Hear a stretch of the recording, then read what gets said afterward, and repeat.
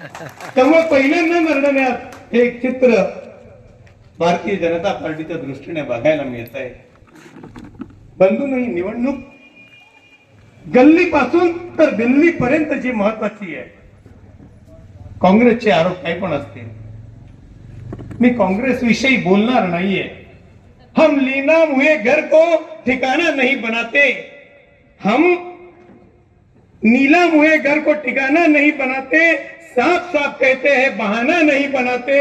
और बिजलियां भी गिरकर जहां शर्मसार होती है, और बिजलियां भी गिरकर जहां शर्मसार होती है, हम ऐसे खंडरों को अपना ठिकाना नहीं बनाते. म्हणून काँग्रेस विषयी बोलण्याचं काहीच बाकी नाही.